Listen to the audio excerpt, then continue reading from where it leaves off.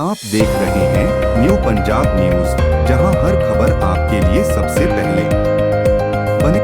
This is a very serious allegation, a series of allegations. It confirmed some of the background on how we got here.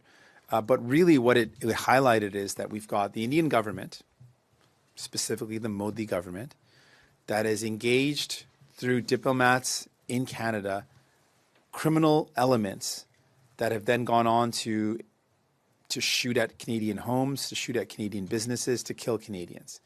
That is very serious. As the RCMP mentioned, the briefing also mentioned that there are deep concerns for Canadian safety.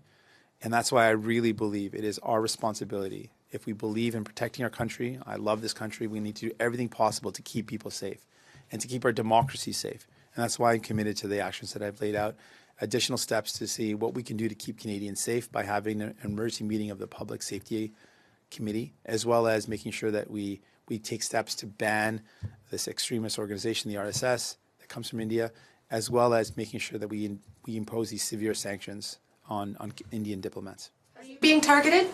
It's not about me. This is about the fact that Canadians are at serious threat and serious risk.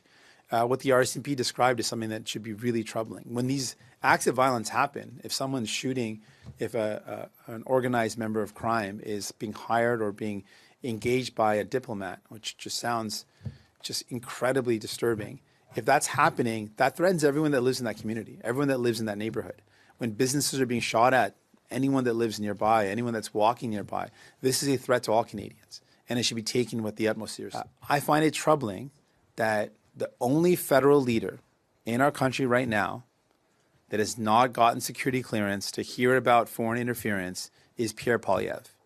I don't want the Indian government to think that there's one political leader willing to look the other way when this serious level of allegations are being put forward. And that's why I'm urging him to put partisanship aside, get the security clearance, know what's going on, let's have a united front. Let's be together on the same side against the Modi government, against the Indian government that's putting Canadian lives at risk. On the issue, that's what he says. He won't get the clearance because he wants to be able to speak freely. Since you've received the clearance, do you feel hindered at all? Do you feel you're able to speak freely about foreign interference? Absolutely. I've spoken freely.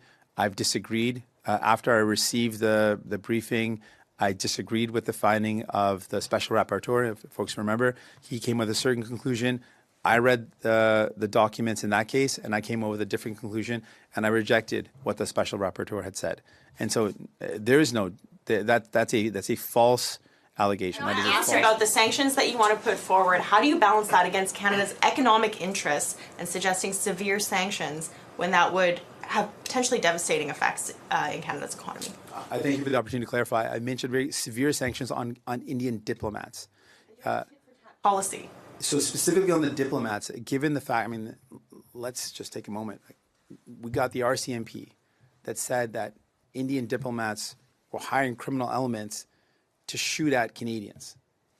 Pretty serious.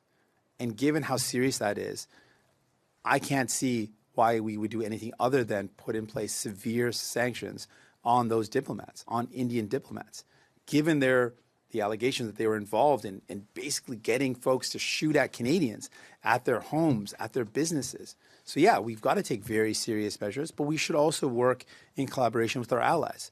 There are similar circumstances. There's an attempted assassination that's linked to the Indian government in the United States. We need to, of course, work with the United States. There's similar scenarios that have played out in the United Kingdom. So it's clear that we need to work with our allies to put pressure on India, but there's got to be accountability. The Indian government has to be held to account. The Modi government has to be held to account. And we all need to be unified as Canadian leaders. All of us have to be united in denouncing Modi and making sure we protect Canadians and put their safety first and foremost. Thank you so much. I'm saying whether or not you have personal... अगर आपको हमारा content पसंद आया हो तो like button जरूर दबाएं, अपने दोस्तों के साथ शेयर करें और चैनल को सब्सक्राइब करें।